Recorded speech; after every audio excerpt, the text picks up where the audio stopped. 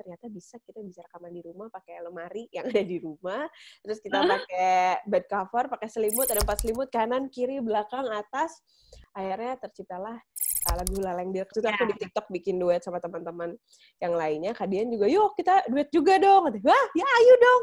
Jangan lama-lama ya Pak Yang, nanti Pak Yang capek. Kayak kata aku gitu kan, gue Pak Yang mau ayo. Ternyata malah kakek aku yang pengen gue sampein. Dia juga kaget sih. Itu sekeluarga gue nangis sih, karena tahu kisahnya gue dari kecil ya, sama kakak gue dari kecil. Bukan cuma keluarga gue, kayaknya satu hall semua nangis sih. Kalau misalnya gue matiin TV tuh adalah waktunya semua orang ngelihat gue di TV manapun yang ada di seluruh dunia. Gue cuma jadi kayak, gue udah hari-hari nyanyi. Jadi kalian aja yang nyanyi, kalian yang karaokean, gue yang kayak jadi tim horenya. Ya, oke.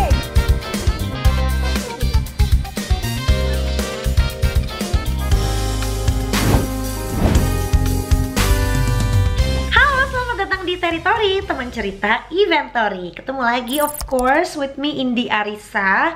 Dan kali ini dia akan ngobrol barengan seorang mojang Bandung yang dia itu sukses di industri musik berkat tangan dinginnya almarhum Glenn Fredly. Tapi sebelum itu, sekarang Indi lagi ada di El Hotel Royal Bandung loh, yang tepatnya ada di Jalan Merdeka nomor 2. Dimana ini tempatnya oke banget, bisa kamu kepoin langsung aja di Instagramnya @elhotelroyalbandung. So buat kamu yang pengen staycation kayak Indi atau dari luar kota mau nginep di Bandung, cari tempat yang oke di mana, di sini aja nginepnya ya. Yuk kalau gitu nggak usah pakai lama, cus langsung kita ngobrol barengan sama seorang perempuan yang juga dia itu baru rilis single terbarunya berjudul Hulala. So please welcome, ini dia Yura Yunita. Halo Yura, apa kabar? Kabar baik Indi, apa kabar Indi? Ya ampun, gila. Wah, akhirnya kita ketemu lama lagi. Ini nggak ketemu Yura, iya, dan sekarang ketemu lagi, ngobrol, bakalan interview lah, kurang lebih kita akan ngobrol-ngobrol dengan Yura. Udah banyak banget karyanya, kayak waktu itu Indi ketemu Yura tuh terakhir lagi promo lagu apa, sekarang tuh kalau di compare udah udah kayak semua promo lagunya aku bareng kamu ya dia. Sampai kayak waktu itu ada offer beberapa di kafe-kafe di Bandung tuh sama Indi juga gitu. Jadi kayak emang udah lama banget gak ketemu Yura. Terus tadi kaget tiba-tiba, kok Indi ternyata kamu loh. Baiklah, tapi Yura, aku mau bilang congratulations dulu buat single Hulalanya kemarin. Thank you. Kemarin seru banget, Indi juga lihat di Instagram story bareng sama Riza Candika, sama Mas Kun dan lain-lain ya, gitu. Sampai udah ada choreo dance-nya juga, gitu. Yes. Nah, ini katanya Project Hulala itu, ya ini apa namanya, bikin Yura super excited karena di album pertama dan kedua belum ada yang musiknya kayak gini nih. Yeah. Sampai katanya rela nih Yura tuh datang ke Bali awal tahun lalu buat ngobrolin project ini sama Dipa Barus ya, gitu. Dan akhirnya ya udah, ini tuh hasil dari ke BM-an gitu. Itu tuh bener nggak sih? Iya, jadi sebenarnya cukup impulsif sih bikin lagu ini. Karena waktu itu aku ke Bali tuh karena emang ada manggung waktu itu di Bali, dan kebetulan ya udah deh kita extend aja, terus janjian juga sama Dipa main yuk gitu, asalnya main. Terus akhirnya udah deh sekalian main aja ke studio dia, ada tempat workshop gitu di sana. Tiba-tiba jadilah lagu ini gitu. Jadi dijadiinnya juga kayak tiba-tiba catchy gitu. Cuman waktu itu pas kita ketemu di Bali, lagunya juga belum selesai sih, cuman kayak bagian lagunya aja. Terus akhirnya nggak lama dari itu nggak bisa keluar rumah juga, aku di Jakarta, dia di Bali. Terus kita kayak cari-cari, gimana ini lagu kita supaya kita selesaiin deh gitu. Dan akhirnya kita produce lagu itu di Bali, aku di Jakarta masing-masing, aku di rumah. Dan kalau misalnya dulu kan biasanya kalau setiap aku rekaman tuh kita ke studio rekaman kan. Cuman karena waktu itu kita nggak bisa keluar rumah, jadi aku juga cari cara gimana caranya supaya aku bisa rekaman vokal lagu ini dengan proper. Ya udah akhirnya aku googling kayak DIY vocal booth gitu, akhirnya ternyata kita bisa rekaman di rumah pakai lemari yang ada di rumah, terus kita pakai bed cover, pakai selimut, ada 4 selimut, kanan, kiri, belakang, atas. Akhirnya terciptalah lagu Hulaleng Dia. Itu aku rekam di rumah, di kamarku sendiri, pakai lemari dan selimutku dulu. Ya ampun, jadi ceritanya biar kedap dan biar gak gaung gitu, akhirnya pakai selimut gitu ya? Iya, jadi dari situ sih jadi kayak jadi satu momen yang memorable juga, bahwa misalnya kita lagi ada keterbatasan jarak, itu keterbatasan itu benar-benar nggak menghalangi kita untuk bisa berkarya sih. Apapun yang ada di rumah, apapun yang ada di sekitar kita, di dekat kita tuh betul-betul ya bisa kita maksimalkan untuk kita bisa terus berkarya begitu. Jadi even kita nggak kemana-mana, stay at home gitu. Cuma kan maksudnya kita juga dituntut untuk gimana caranya supaya apa ya, kreativitasnya tuh tetap ada gitu. Kayak gimana aja caranya gitu kan ya. Dan itu akhirnya yang bikin kayak jadi banyak ide, makin kreatif segala macam. Nah yang tadi Yura kayak sampai gantung-gantungan selimut dan lain-lain itu dibantu sama siapa nggak Yura? Apa benar-benar semuanya sendiri? Sama Mbak sih di rumah. Mbak atau beli selimut betul itu digantung, ini dijepit gitu. Dijepit itu dibantuin sama Mbak bener-bener nih. Okay. Biasanya kan kalau aku rekaman udah disiapin sama teknisi, sama kru, udah tinggal nyanyi gitu kan. Kalau ini bener-bener harus harus ini sendiri gitu. Iya. Seru deh. Iya, misalnya kan gini nih, Yur, ada tipikal yang kayak misalnya dia tuh harus banget emang kondisinya proper di studio gitu dengan alat-alat dan segala macam. Tapi ada juga kan beberapa penyanyi yang emang dia tipenya pengennya aku bedroom studio deh biar kayak feel-nya tuh keluar. Nah pas Yura kemarin tuh gimana tuh untuk si feel-nya? Jadi kayak justru lebih PW kah ternyata atau kayaknya enggak sih, kayaknya next time aku harus tetap ke studio yang proper sih gitu. Tetap malah jadi PW, ada bahasa PW loh kita jadi nyaman ya ternyata. Di rumah tuh bisa banget ya. Apalagi kayaknya momen aku rekaman ini juga adalah satu hal yang mungkin tidak sempurna dalam arti sesungguhnya ya. Kita nggak proper sempurna di studio, proper apa segala macam, tapi ternyata dari ketidaksempurnaan ini malah menghasilkan sesuatu yang unik, jadi sesuatu inovasi baru juga gitu buat aku juga, buat teman-teman juga yang dengar gitu. Karena si Hulala ini juga tercipta sebenarnya juga untuk celebrate our imperfections gitu. Jadi rasanya ya kita memang keadaannya pas lagi kayak gini, udah kita rayakan aja dengan lagu Hulala ini. Gitu. Oke, jadi mungkin Yura setuju juga dengan istilah imperfection is what make you human, kayak there is no such thing as perfection kali juga ya? Ya, bisa juga gitu. Oke. Dan yang bikin terkejut ya aku. Jadi waktu bikin lagunya di Bali waktu itu kayak hook lagunya kayak hulalai, hula hula, itu asalnya tuh cuman kayak pop up aja gitu, ada di kepala jadi ilham kita bikin lagu itu gitu. Cuman ternyata pas beberapa minggu kemudian kayak iseng penasaran apa ya sebenarnya hulala tuh ada artinya nggak sih? Lagunya kan udah jadi nih hulala, lagunya tentang celebrate our imperfections, tentang lagu semangat kita dan perasaan yang aku alami waktu itu tentang insecure, tentang masa kini, tentang insecure juga apa yang udah terjadi di masa lalu dan insecure juga about what would happen in the future gitu. Tapi pas aku googling hulala itu ternyata ada artinya. Wow gitu, aku terkejut gitu. Aku dan Dipa juga terkejut kayak hulala itu dalam bahasa Hawaii ternyata artinya to save. Jadi kok kayak pas banget. Bagus juga lagi artinya ya kan? To save, iya. Jadi kayak pas sama apa yang kita rasakan selama ini ya di masa-masa khususnya kondisi kayak gini. Jadi sesuai sama lagunya deh. Jadi aku berharap hulala ini can save you from your insecurities and any negativities in your life gitu. Gitu. Sesuai banget sama apa yang lagi kita rasakan saat ini karena yang namanya hidup ya, Ndi. Yang namanya hidup tuh ada ups and downs gitu. Nggak mungkin kayak lempeng aja, nggak mungkin ada di atas terus, nggak mungkin ada di bawah terus. Jadi aku berharap lagu ini bisa jadi penyemangat semua teman-teman sih tentang apapun. Ya namanya juga manusia ya, pasti ngerasa yang namanya insecure terhadap diri sendiri, ngerasa kayak nggak cukup puas dengan apa yang udah kalian capai. Atau mungkin di masa kayak gini kalian lagi mulai lagi sesuatu, mimpi kalian dari awal lagi gitu kan, yang asalnya udah gini harus mulai lagi dari awal lagi. Gitu. Jadi lagu penyemangat buat semua. Iya. Apalagi sempat ada tuh beberapa orang dan banyak sih betul, apalagi di lingkungan indie gitu yang nganggap kalau udahlah basically 2020 is just skip, itu tuh kayak nggak usah dihitung. Enggak lah ya, di tengah semua keterbatasan kita tuh tetap masih bisa berharap dan masih bisa merancang cita-cita kok gitu ya. Bisa kok gitu. Ya. Tapi but Yura, look at you now gitu, dengan Yura yang sekarang udah ada di titik hari ini, emang Yura tuh masih sering ngerasa alias insecure gitu ya? Maksudnya tell me about menurut aku sangat wajar ya. Menurut aku yang namanya manusia itu adalah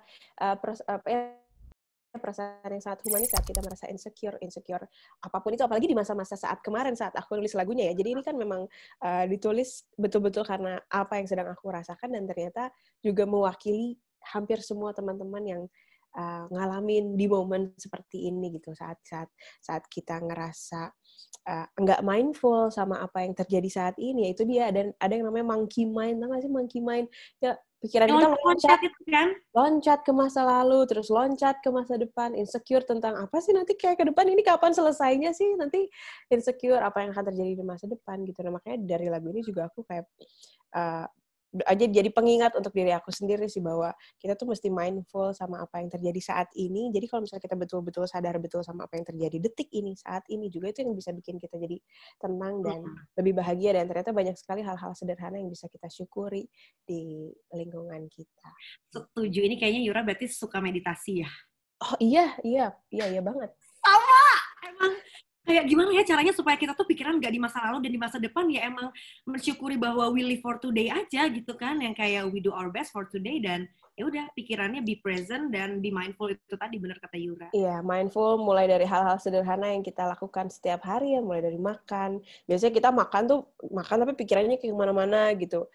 Makan tuh bener-bener kayak mesti ya udah mindful, rasain betul apa yang kita makan hari ini, apa yang masuk ke dalam tubuh, apa yang terjadi pada tubuh kita detik ini, saat ini juga. Itu sih ternyata hal-hal sederhana seperti itu yang mesti kita latih supaya kita bisa lebih lebih aware sama diri sendiri, lebih cinta juga sama diri sendiri gitu. Dari hal mindful yang sederhana itu ternyata efeknya bisa besar kalau terus kita latih. Betul, jadi fokus akan sesuatu, bener kata Yura tadi, kayak misalnya makan, biasanya kan India aja dulu sebelum tahu kayak konsep mindful itu makan sambil nonton YouTube lah, sambil kayak Itu dia. kira lo di mana tapi you are doing anything else gitu ya. Iya. Oke, nah terus akhirnya berarti kalau masalah si Hulala ini, meskipun kalau ternyata nggak ada artinya, tetap akan dipakai anyway ya si Hulala ini gitu. Dan ternyata ya jadi lebih powerful lagi saat ternyata ada artinya, itu to save itu. Oke, dan lagu ini tuh katanya jadi lagu pertama Yura yang rilis di tahun 2020. Yes! Yang akan jadi bridging juga nih katanya buat album ketiga yang akan dirilis di akhir tahun 2021. Itu kenapa akhirnya baru rilisnya tahun depan tuh? Dan akhir 2021 juga. Kita tuh bener-bener gak kerasa ya, sumpah. Kayak baru kemarin aja awal 2020, tapi sekarang udah kayak bulan ke 7, ke 8 gitu. Udah 8, mau 9 gitu kan, kayak cepet banget. Jadi, kemarin kan aku udah menyelesaikan 2 album Yura, album Rakit. Itu juga ternyata aku gak nyangka umurnya bisa panjang banget. Dan begitu juga lagu ini jadi lagu pembuka untuk album ketiga Yura nanti ceritanya. Cuman emang aku tuh pengennya single by single, satu-satu. Nah, nanti baru di akhir tahun kita rampungkan menjadi sebuah album. Karena mungkin sekarang kerasanya kayak, kok akhir tahun depan ya? Tapi kalau kita jalanin itu kayak, cepet banget ya kalau udah. Percayalah itu sebentar ternyata. Iya nggak sih? Ini aja kita udah mau akhir tahun, cepet banget gitu. Iya bener, setuju sih. Jadi mungkin emang karena konsepnya juga Yura ada timeline-nya ya, nanti kan akan dikeluarin satu-satu single-single yang lain sampai akhirnya ya udah di akhir 2021 gitu ya. Yes. Oke. Nah, sama ini nih kalau buat video klipnya Yura. Kan cuma ada Yura sama 6 dancer di studio indoor. Nah, itu tuh bukan video klip, Di. Oh, bukan. Jadi belum itu belum video klip, itu kayak baru dance performance video aja. Video klipnya lagi aku garap sekarang, jadi akan rilis bulan September ini. Oh, pantesan. Karena kan biasanya ini kalau compare sama video-video klip Yura sebelumnya itu kan biasanya emang yang konsepnya tuh kayak storytelling, abis itu biasanya outdoor gitu. Berarti ini tuh rangkaian road to, maksudnya ini bukan dihitung sebagai MV ya, berarti ya? Bukan. Jadi waktu kita rilis kan biasanya aku ada bikin kayak showcase gitu kan, atau perform di mana gitu kan untuk merayakan rilisnya. Nah, kemarin jadi gimana nih caranya, kita pengen rilis party lagu ini, cuman kita nggak bisa lagi di tempat umum kan, jadi akhirnya aku bikin kayak semacam showcase kecilnya itu dengan video dance performance itu tadi. Jadi video klipnya nanti kan akan rilis September ini. Wih, jadi panjang kontennya, jadi banyak ya. Mantap. Nah, terus ini juga kemarin ini sempat lihat-lihat tuh di Instagram rame viral collab online-nya Yura sama Dian Sastro. Nyanyi Serenata Jiwa Lara, abis itu nyanyi juga Harus Bahagia. Itu gimana awalnya sih ceritanya Yura bisa nyanyi sama Dian Sastro terus virtual gitu? Jadi kita tuh suka DM-an macem-macem ya di account pribadinya Dian. Kak Dian tuh suka sharing-sharing juga karena memang di rumahnya dia juga suka nyanyi sama keluarga, apalagi hari-hari besar gitu, suka sharing-sharing lagu. Dia juga suka music jazz, aku juga suka banget lagu-lagu lama lah gitu. Terus akhirnya entah kenapa waktu itu ya, kita lagi DM-an iseng ngobrolin apa gitu waktu itu, tiba-tiba kayak ke pop up aja. karena waktu itu aku juga lagi kayak ada lagi rame soal duet di rumah kan. Jadi waktu itu aku di TikTok bikin duet sama teman-teman yang lainnya. Kadian juga, yuk kita duet juga dong. Wah, ya ayo dong gitu, pas banget. Kadian juga lagi baru rilis lagu baru saat itu kan, dan aku juga suka lagunya. Terus ya udah yuk, iseng banget tuh, kayak paginya kita DM lagi ngobrol random, siangnya jadi gitu. Ya ampun, ya. Yang aku suka ya dari ya hal positif yang bisa kita alami saat momen kayak gini, mungkin kita berjarak tapi bikin aku malah jadi makin deket sama orang-orang yang kadang-kadang malah susah ketemu, malah jadi Exactly. jadi lebih mendekatkan dengan sosial media gitu. Iya, jadi Salah satunya dengan bareng sama obrolan. Kadian itu, jadi Iya, kolaborasi juga. ada obrolan dan ada karya juga, kayak minimal kan bikin-bikin konten kayak gitu kan, gitu. Jadi kayak dikerjain aja, mungkin kalau hari-hari biasa nggak kepikiran sibuk dengan aktivitas masing-masing di luar. Tuh. Seru banget, udah gitu yang dilihat juga yang Yura aja ngiringin pianonya, harus bahagia, terus Kadiannya nyanyi gitu kayak. Oke. Itu seru sih. Yura, ini pengen tahu dong 5 top Indonesian songs yang lately didengerin sama Yura. Atau nggak harus lagu Indonesia deh, yang nyanyinya Indonesia. Tulus yang baru adaptasi, terus ada Petra Sihombing, Selimut, terus juga ada Sivia Azizah, New York, terus ada Donna Maulana, lagunya Menari Sampai Tua, ada juga yang sama Sheila Dara dan juga Donna Maula, ada Tak Terima. Itu udah 5 ya? Nggak, udah 5. Oke, berarti dulunya ada 2 ya sama Sheila yang baru ya? Iya, itu yang lagi sering aku repeat di playlist aku. Dan masih babarudakan juga ya? Iya. Iya. Pasti ya gitu kan, kita biasanya kayak yang terdekat dulu aja gitu, teman-teman dulu lah gitu yang di support karyanya. Nah, terus selanjutnya nih Yura, ini pengen tanya, kalau setiap show konser Yura yang udah pernah dilakuin, katanya Yura tuh sering banget mikirin konsep performance-nya akan kayak gimana, stage act-nya kayak gimana, pokoknya banyak banget ke-BM-an Yura yang pokoknya harus ada di situ gitu. Bahkan biasanya suka ya gitu yang pop up, terus udah gitu impulsif dan lain-lain, sampai akhirnya tuh kadang katanya tim Yura suka kelimpungan gimana ya supaya BM-nya Yura terrealisasi. Nah gitu. Biasanya tuh yang paling direpotin untuk ngewujudin ide-ide itu tuh siapa? Yang paling ini yang pasti ada ya Iwan Popo, music director aku kalau perform. Ini aku tektokan sama Popo. Jadi aku tuh kenal sama Popo dari zaman dia SD. Dari dia kelas 5 SD, aku kelas 1 SMP, kita udah bermusik bareng. Jadi kurang lebihnya dia udah tahu apa yang ada di isi kepala aku gitu ya, apalagi soal musik. Terus juga yang paling direpotin juga adalah Donna Maula gitu. Dia juga bantuin aku untuk stage act di atas panggung. Misalnya aku tiba-tiba pengen ada dancer ini, bajunya ini, warnanya ini, segala macam. Itulah 2 orang itu. Beda lagi kalau misalnya rekaman. Kalau misalnya rekaman yang paling di BM-in ya Bang Ari Renaldi. Yang sering. Itu sih 3 orang itu yang dari awal banget nget sampai sekarang masih seru tektokan ide, karena itu yang namanya ide tuh kayak aku seneng banget kalau diskusi ide kayak gimana kalau gini. Jadi mereka tuh bisa nembalin tuh apa bahasa Indonesianya ya. Bisa menanggapi bisa menanggapi tektokan ide yang aku lontarkan gitu. Malah biasanya ide-ide dalam tanda kutip briliannya atau ide-ide serunya tuh munculnya saat momennya udah deket banget, udah kayak mepet banget. Terus tiba-tiba kayak iya juga, ya Allah, kadang-kadang bisa gitu. Iya, emang the power of kadang last minute itu ya. Selalu ada aja gitu. Iya. Untungnya kita udah bareng-bareng dari lama sih, jadi benar-benar udah saling tahu lah isi kepala masing-masing. Iya. Dari sisi brainstorming udah nyambung, udah gitu dari cara execute juga kayak udah saling ngerti gitu ya. Oke. Ada yang mau Yura sampein nggak buat mereka-mereka yang udah sering berjasa? Ya ampun, semuanya, tim aku, ya tim manajemen aku juga, ya manajer aku juga, semua teman-teman player aku, kru aku sih apalagi ya Allah. Kru aku tuh memang bener-bener dari awal banget, dari aku rilis album pertama dari 2014, sampai sekarang gak ganti-ganti.